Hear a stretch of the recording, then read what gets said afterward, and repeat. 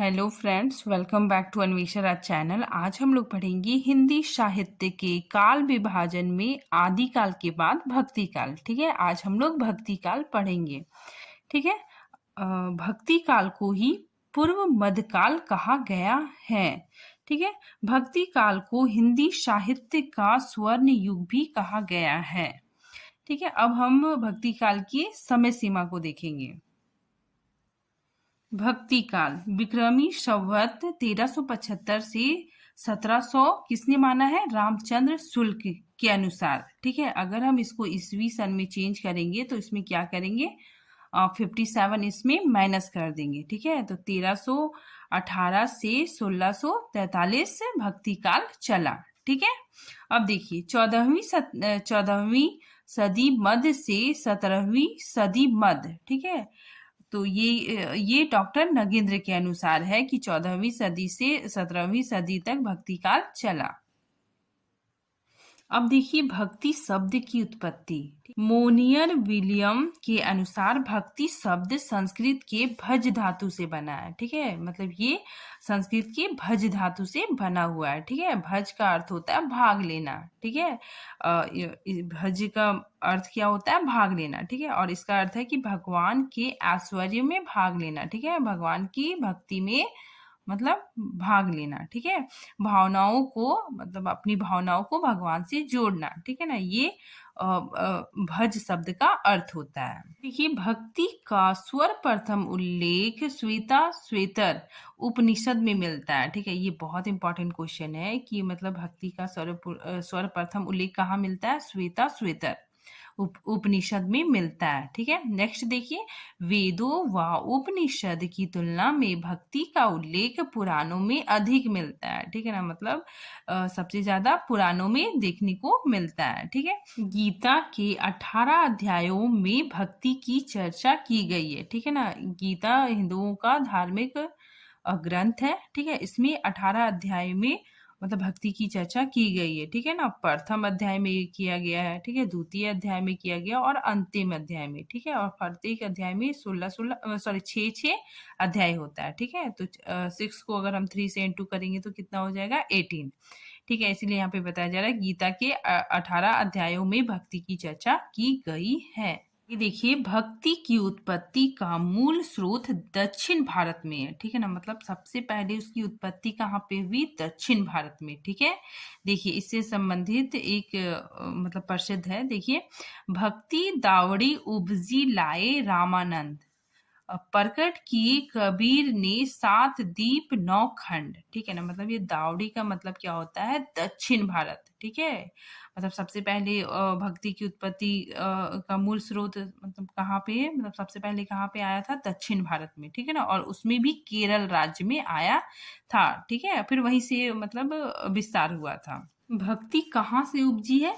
दावड़ी मतलब दक्षिण भारत में। ठीक है, और उसमें भी केरल। ठीक है, केरल से निकल कर आया है। ठीक है, केरल में ही इसकी उत्पत्ति हुई है। ठीक है, और उत्तर भारत में लाने का श्रेय, ठीक है ना, दक्षिण भारत में था, फिर उसमें उसके बाद फिर उत्तर भारत में लाने का श्रेय किसको जाता है? रामानंद को जाता है। ठीक है, उत्तर भारत में भक्ति आंदोलन चलाने वाले प्रमुख संत रामानंद थे। ठीक है ना, मतलब उत्तर भारत में मतलब सबसे पहले मतलब रामानंद जी लेके आए। ठीक है, और वहीं पे मतलब भक्ति आंदोलन चलाने का प्रमुख संत किसे माना जाता है? रामानंद को। ठीक है, और भक्ति का सर्वप्रथम उदय कहाँ पे हुआ था? दक्षिण भारत में। ठीक है, और कौन सा स्थान में? केरल में। ठीक है, ये याद रखिएगा, ये बहुत इंपॉर्टेंट क्वेश्चन है। ठीक है, इससे एग्जाम में मतलब क्वेश्चन आता ही है। ठीक है, आगे देखिए भक्ति का उदय सर्वप्रथम दिल्ली सुल्तान मोहम्मद बिन तुगलक के शासन काल में हुआ। ठीक है ना, मतलब भक्ति का जो उदय हुआ था उस समय दिल्ली के शासक कौन थे? सुल्तान मोहम्मद बिन तुगलक। ठीक है, उनके शासन काल में मतलब भक्ति का उदय हो गया था। ठीक है, और दक्षिण में वैष्णवों को अलवार तथा शैवों को नए नार कहा जाता है। ठीक है ना, मतलब वैष्णो के अलवार क्या होता है ना? वैष्णो जो मतलब भगवान विष्णु की पूजा करते हैं। ठीक है, तो वो अलवार कहलाए। ठीक है, और शैव क्या होता है? जो भगवान शिव की पूजा करते हैं वो नैनार कहलाएं। आगे देखिए, दक्षिण भारत में भक्त कवियों की दो शाखाएं, ठीक है, कौन कौन शाखाएं निकल के आए? अलवार भक्त और नयनार भक्त, ठीक है। देखिए, अलवार का क्या अर्थ होता है? उसका अर्थ होता है मग्न होना, ठीक है ना, मतलब ईश्वर की भक्ति में मग्न हो जाना, ठीक है। देखिए, ये अलवार का अर्थ क्या होता है कि भगवान विष्णु के जो भक्त हैं, ठीक है, जो भगवान विष्णु के भक्त हैं वो मतलब वैष्णव भक्त है, ठीक है। तो विष्णु के जितने भी अवतार थे उनकी ये पूजा किया करते थे, उनकी क्या करते थे? भगवान विष्णु की पूजा करते थे, ठीक है। तो इसीलिए इसे अलवार कहा गया, ठीक है। वे कौन थे? वैष्णव भक्त थे, ठीक है। और इनकी संख्या कितनी थी? 12, ठीक। अब देखिए, हम लोग नयनार भक्त पढ़ेंगे। नयनार भक्त, इसका अर्थ क्या होता है कि ईश्वर के प्रति समर्पित हो जाना, ठीक है। और ये क्या था? शैव। शैव क्या होता है? जो शिव के उपासक होते हैं उसे शैव कहते हैं, ठीक है। और इसकी संख्या कितनी है? 63। समय 9वीं शताब्दी था, ठीक है। अब पदों का संकलन दिव्य प्रबंधनम, ठीक है, इसमें मतलब हुआ था, जिसमें क्या था? 4000 श्लोक पद थे, ठीक है। और इसके संकलकर्ता मतलब इसको मतलब इसको कलेक्ट किसने किया था? नाथ मुनि ने, ठीक है। देखिए, महिला संत मतलब ये सारे संत में एक महिला संत भी थी, ठीक है। इनकी संख्या 12 थी और ये 12 में एक महिला संत भी थी, ठीक है, जिसका नाम क्या था? अंडाल, ठीक। और इसको गोदा भी कहा जाता है, ठीक है। तो इसे क्या कहता है? इसे दक्षिण की मीरा, ठीक है, दक्षिण की मीरा किसे कहा जाता है? अंडाल को, ठीक है। ये बहुत इंपॉर्टेंट क्वेश्चन है, एग्जाम में इससे आता ही है, मतलब इससे क्वेश्चन आता है कि दक्षिण की मीरा कौन है? तो अंडाल, और ये महिला संत है, ठीक है। अब हम लोग देखेंगे नामकरण और अन्य नाम, ठीक है। मतलब कुछ विद्वानों ने भक्ति काल को मतलब अपने अलग अलग नाम दिए हैं, ठीक है। चलिए देखते हैं। भक्ति काल, पूर्व मध्य काल किसने कहा? आचार्य शुल्क ने, ठीक है। हिंदी साहित्य का स्वर्ण काल किसने कहा है? जॉर्ज ग्रियर्सन ने कहा है। हिंदी साहित्य का स्वर्ण युग श्याम सुंदर दास जी ने कहा है, ठीक है। एक नई दुनिया, ठीक है, एक नई दुनिया किसने कहा है? हजारी प्रसाद द्विवेदी जी ने कहा है, ठीक। भक्ति आंदोलन के कारण या उदय, ठीक है ना, विद्वानों ने कुछ अपने अपने तर्क दिए हैं कि भक्ति काल का मतलब उदय क्यों हुआ, ठीक है। मुस्लिम आक्रमणकारियों की देन, ठीक है, ये किसने माना है? शुल्क जी ने माना है, ठीक है, कि यहाँ पे मुस्लिम आए, ठीक है, उन्होंने बहुत अत्याचार किए जिसकी वजह से मतलब भक्ति काल का उदय हुआ, ठीक है। नेक्स्ट देखिए, अरब आक्रमणकारियों की देन, ठीक है, ये किसने कहा है? डॉक्टर ताराचंद्र ने, ठीक है। ईसाइयत की देन, ये जॉर्ज ग्रियर्सन ने मतलब अपना तर्क दिया है। हम लोग भक्ति काल के राजनीतिक कारण को देखेंगे, ठीक है ना। राजनीतिक कारण क्या था? कि मुस्लिम शासक भारत पर अधिकार करने लगे थे, ठीक है ना, मतलब मुस्लिम शासक भारत पे आ गए थे, ठीक है, उनका अधिकार हो गया था। वे हिंदू धर्म से संबंधित चीजों, मूर्ति पूजा के विरोधी थे, ठीक है। वे लोग क्या थे? मूर्ति पूजा के विरोधी थे। इस्लाम धर्म के प्रचार प्रसार में ज्यादा बल देते थे, ठीक है। मूर्तियों का खंडन करते थे, जो हिंदू धर्म के लोग होते थे, ठीक है।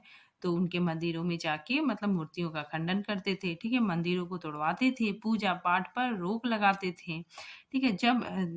जब लोग इन सब चीजों से परेशान, उदास, हताश, निराश हो गए, तो वो जाहिर सी बात है वे कहाँ पे चले गए? ईश्वर की ओर उनका मतलब झुकाव हो गया, ठीक है। इसीलिए मैंने यहाँ पे लिखा है कि जब लोग इन सब चीजों से परेशान, हताश, उदास, निराश हुए, तो जाहिर सी बात है उनका ध्यान ईश्वर की ओर मुड़ गया और वे ईश्वर के शरण में जाना उचित समझा, ठीक है। तो ये राजनीतिक कारण था। अब हम लोग सामाजिक कारण देखेंगे कि समाज में तरह तरह की बुराइयां पैदा होने लगी थी, ठीक है। जैसे धर्म के नाम पर आपस में मतभेद पैदा होने लगी थी, ठीक है ना, मतलब धर्म के नाम पे आपसी मतलब भेदभाव होने लगे थे, ठीक है, मतभेद होने लगे थे। ऊंच नीच की भावना, जाति प्रथा, तमाम तरह की बुराइयां, ठीक है, तमाम तरह की बुराइयां मतलब फैल रही थी, ठीक है, चाहे वह सती प्रथा ही क्यों ना हो, ठीक है। तमाम तरह की सामाजिक बुराइयां बहुत तेजी से पनपने लगी थी, ठीक है। बहुत सारे कवि, रचनाकार हुए जिन्होंने अपनी कविता के माध्यम से इन सब आडंबरों, दिखाओ और सामाजिक कुरीतियों, बुराइयों का विरोध करना शुरू किया। ठीक है, तो ये सब कारण थे। अब हम लोग देखते हैं कि भक्ति काल दो शाखाओं में विभक्त हुआ। ठीक है, भक्ति काल दो शाखाओं में विभक्त हुआ। भक्ति काल को दो शाखाओं में बांटा गया। एक था निर्गुण काव्यधारा और सगुण काव्यधारा। ठीक है, फिर निर्गुण काव्यधारा के भी दो पाठ हुए। ठीक है, एक है ज्ञानाश्रयी शाखा और एक प्रेमाश्रयी शाखा। ठीक है, ये ज्ञानाश्रयी शाखा को हम संत काव्य कहते हैं और प्रेमाश्रयी को हम सूफी काव्य कहते हैं। ठीक है, और सगुण काव्यधारा के भी दो शाखाएं निकली। एक था रामाश्रयी शाखा और एक कृष्णाश्रयी शाखा। ठीक है, अब हम लोग इसको पढ़ेंगे। निर्गुण काव्य धारा की विशेषताएं। ठीक है ना, मतलब निर्गुण मतलब क्या होता है कि ऐसे ईश्वर की उपासना करना जो मतलब निराकार है। ठीक है ना, मतलब जिसका कोई रूप नहीं है, कोई आकार नहीं है। ठीक है, वो मतलब संसार के कण कण में व्याप्त है। ठीक है, ऐसे ईश्वर की उपासना जिसका कोई रूप आकार नहीं हो। ठीक है, और वो संसार के हर कण कण में व्याप्त हो। ठीक है, हर जगह कण कण में ईश्वर व्याप्त हो। ठीक है, ईश्वर को निराकार मानकर, ठीक है, जो घट घट में व्याप्त है। ठीक है, ईश्वर को निराकार मानकर उसकी उपासना करना ही निर्गुण ब्रह्म कहलाता है। ठीक है, और इसमें निर्गुण काव्यधारा की क्या विशेषता है कि इसमें जाति प्रथा का विरोध है। ठीक है ना, इसमें जाति प्रथा का विरोध किया गया। ठीक है, और हिंदू मुस्लिम एकता पर विशेष बल दिया गया। ठीक है, निर्गुण काव्यधारा की भी दो शाखाएं हैं। एक है ज्ञानाश्रयी शाखा। ठीक है, इसे संत काव्य कहा गया, और एक प्रेमाश्रयी शाखा, इसे सूफी काव्य कहा गया। अब हम लोग पढ़ेंगे ज्ञानाश्रयी शाखा और मतलब या संत काव्य। ठीक है, इसमें देखिए जो संत या कवि ज्ञान की बात बताते हैं, ठीक है, उपदेश नैतिकता की बात सिखलाते हैं, वे कवि हमारे संत काव्य के अंतर्गत आते हैं। ठीक है ना, इसमें कौन कौन है? इसमें कबीर दास, नानक, रैदास और नामदेव प्रमुख हैं। ठीक है ना, ज्ञानाश्रयी शाखा के प्रमुख कवि कबीरदास थे। ठीक ना, सबसे प्रमुख कवि कौन थे? कबीरदास। कबीर अरबी भाषा का शब्द है। ठीक है ना, कबीर किस भाषा का शब्द है? अरबी भाषा का शब्द है। ठीक है, जिसका अर्थ महान या श्रेष्ठ होता है। ठीक है ना, मतलब जिसका अर्थ क्या होता है? महान या श्रेष्ठ। ठीक, कबीर दास दिल्ली के सुल्तान सिकंदर लोदी के समकालीन थे। ठीक है ना, मतलब वे सिकंदर लोदी सुल्तान सिकंदर लोदी के समकालीन थे। ठीक है, सर्वप्रथम कबीर की वाणियों का प्राचीनतम नमूना गुरु ग्रंथ साहिब में मिलता है। ठीक है ना, गुरु ग्रंथ साहिब में भी मिलता है। और कबीर की जो वाणियां थी, ठीक है, कबीर की जो वाणियों को बीजक में संकलित करने का श्रेय बीजक में संकलित किया गया है। ठीक है, और बीजक में संकलित करने का श्रेय उनके शिष्य धर्मदास को जाता है। यहाँ पे देखिए कबीरदास पढ़े लिखे नहीं थे। ठीक है, और उनकी वाणियों को मतलब उनकी शिष्य धर्मदास ने मतलब बीजक में उसे संकलित किया था। ठीक है, ये इंपॉर्टेंट मतलब क्वेश्चन है कि बीजक में संकलित करने का श्रेय किसको जाता है? तो धर्मदास को। ठीक है, ज्ञानाश्रयी शाखा के कवि एवं उनकी रचनाएं। ठीक है, देखिए इधर कवि है। ठीक है, देखिए कबीरदास और उनकी रचना क्या है? बीजक। बीजक में के भी 3 पार्ट है, साखी, शबद और रमेनी। ठीक है, रैदास, इसको रविदास भी कहा जाता है। ये मीरा के गुरु थे। ठीक है, इनकी रचना बानी है। दादू दयाल। ठीक है, दादू दयाल की जो रचना है अंग बधू। ठीक है, ये क्या है? एक काव्य संग्रह है। ठीक है, अब देखिए मलुकदास ने रत्न खान और ज्ञानबोध इनकी रचना है। सुंदरदास। ठीक है, सुंदरदास की रचना सुंदर विलाप है। ठीक है, नानक, इनकी रचना जयपूजी, आशा दीवार और नसीहत नामा है। अब हम लोग पढ़ेंगे कबीरदास की भाषा। ठीक है ना, रामचंद्र शुक्ल ने कबीरदास की भाषा को सधुकड़ी भाषा की संज्ञा दी है, ठीक है ना। मतलब सदुकड़ी भाषा किसने कहा है? रामचंद्र शुक्ल जी ने कहा है, ठीक है। और पंचमेल खिचड़ी किसने कहा है? श्याम सुंदर दास ने कहा है, ठीक है ना। श्याम सुंदर दास ने कबीर दास की भाषा को पंचमेल खिचड़ी कहा है, ठीक है। ये इंपॉर्टेंट क्वेश्चन है, ठीक है। आगे देखिए, हजारी प्रसाद द्विवेदी ने कबीर दास की वाणी का डिक्टेटर किसने कहा है? हजारी प्रसाद द्विवेदी ने। प्रेमाश्रयी शाखा या सूफी काव्य, ठीक है। चलिए हम लोग पढ़ते हैं। प्रेमाश्रयी शाखा, इस शाखा में प्रेम मार्गी, इस शाखा को प्रेम मार्गी माना गया है, ठीक है ना। इस शाखा को प्रेम मार्गी माना गया है, ठीक है। क्योंकि प्रेम से ईश्वर की प्राप्ति होती है। इसमें क्या होता है कि प्रेम से ईश्वर की प्राप्ति होती है, ठीक है ना। ऐसी इसकी मान्यता है, ठीक है। देखिए, इसमें संत या कवि ईश्वर से प्रेम करते हैं, ठीक है ना। मतलब जो संत होते हैं, ठीक है, या कवि होते हैं, वो क्या करते हैं? ईश्वर से प्रेम करते हैं, ठीक है। ईश्वर को उसने प्रेमी, ठीक है ना, मतलब ईश्वर को मतलब क्या मानते हैं? प्रेमी मानते हैं, ठीक है। तथा अपनी आत्मा को प्रेमिका, अपनी आत्मा को प्रेमिका मान के मतलब जो आराध्य करते हैं, वही प्रेमाश्रय शाखा होता है, ठीक है। देखिए यहाँ पे कि इसमें संत या कवि ईश्वर से प्रेम करते हैं, ईश्वर को प्रेमी और तथा अपनी आत्मा को प्रेमिका मानते हैं, ठीक है। इस तरह से उन्होंने अपना काव्य लिखा है, ठीक है ना। इस तरह से उसने क्या किया? उन्होंने मतलब काव्य लिखा है, तो वो क्या हो जाएगा? प्रेमाश्रय शाखा। सूफी कवियों के द्वारा रचित प्रेम काव्य जहाँ परमात्मा को प्रेमी तथा आत्मा को प्रेमिका माना है, ठीक है ना। मतलब यहाँ पे क्या होता है ना कि कवि खुद को मतलब प्रेमी समझता है, ठीक है, और ईश्वर को क्या समझता है? प्रेमिका, ठीक है। इस तरह मतलब वो ईश्वर से प्रेम करता है, ठीक है। और इस तरह की जो रचनाएं होती है वो प्रेमाश्रय शाखा के अंतर्गत आती है, ठीक है। यहाँ पे देखिए, प्रेमाश्रय शाखा के कवि अपने को स्त्री, ठीक है ना, मतलब यहाँ पे कवि अपने को क्या समझता है? स्त्री समझता है, ठीक है। और परमात्मा को, ठीक है, ईश्वर को क्या समझता है? पत्नी, सॉरी, परमात्मा को क्या समझता है? पति, ठीक है ना। पति समझ के जो आराध्य की है वही क्या कहलाता है? प्रेमाश्रय शाखा, ठीक है। सूफी संतों की शैली मसनवी शैली है, ठीक है ना। मतलब सूफी संतों की शैली क्या है? मसनवी शैली है, ठीक है। मलिक मोहम्मद जैसी, मुल्ला दाऊ, कुतुबन, मंजन आदि ये सब प्रमुख कवि हैं। अब हम लोग प्रेमाश्रयी शाखा के कवि एवं उनकी रचनाएं देखते हैं, ठीक है। सबसे प्रमुख है मलिक मोहम्मद जैसी, ठीक है। उनका पद्मावत बहुत ही मतलब प्रसिद्ध है, ये एक महाकाव्य भी है, ठीक है। फिर अखरावट, आखिरी कलाम, ठीक है। तो ये सब इम्पोर्टेंट है, एग्जाम में पूछता है कि अखरावट ये मतलब किसकी रचना है? तो मलिक मोहम्मद जैसी की, ठीक है।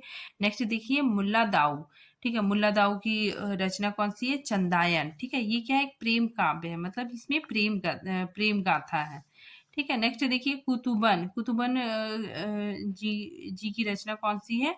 मिर्गावती, ठीक है। नेक्स्ट देखिए, ईश्वरदास सत्यवती कथा।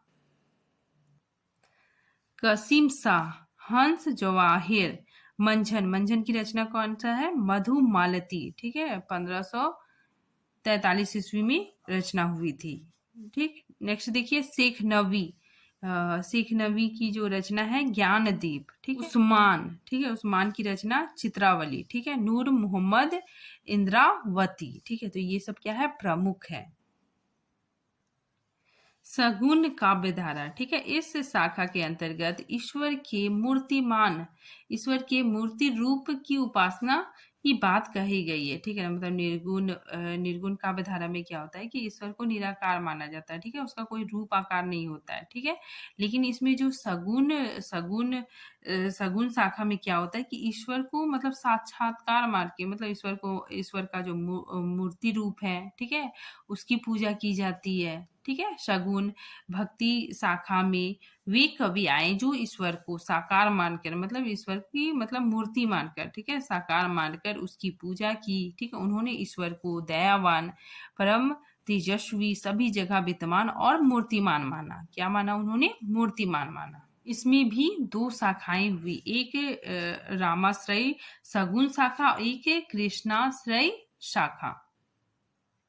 राम को आराध्य मानकर जो कविताएं लिखी गई वो रामाश्रय शाखा के अंतर्गत आ गया। ठीक है, राम को आराध्य मानने वाले कवि तुलसीदास, नाभादास, ईश्वरदास, केशवदास और ईश्वरदास हैं। ठीक है, आगे देखिए, राम भक्ति धारा के प्रतिनिधित्व कवि, ठीक है ना, मतलब ये क्वेश्चन आता है कि राम भक्ति धारा के प्रतिनिधित्व कवि कौन है? तुलसीदास जी थे।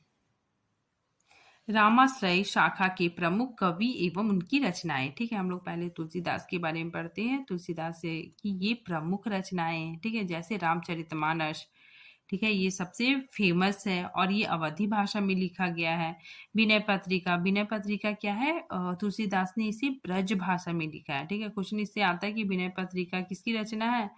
तो मतलब बहुत को लगता है कि ये ब्रज में लिखा हुआ है, तो सूरदास एग्जाम्पल में रहता है, मतलब ऑप्शन में रहता है, तो क्या होता है कि वे सूरदास लगा के आ जाते हैं, लेकिन ये गलत है। मतलब विनय पत्रिका ब्रज भाषा में लिखा है और इसको तुलसीदास जी ने लिखा है। ठीक है, कवितावली, गीतावली, दोहावली, ठीक है, कृष्ण गीतावली।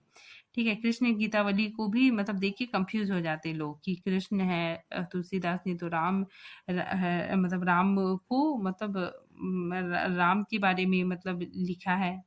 ठीक है, तो ये मतलब कृष्ण गीतावली भी तुलसीदास जी ने लिखा है। ठीक है, ये सूरदास का नहीं है। ठीक, आगे देखिए, राम लल्ला, नच्छू, रवि रामायण, पार्वती मंगल, जानकी मंगल।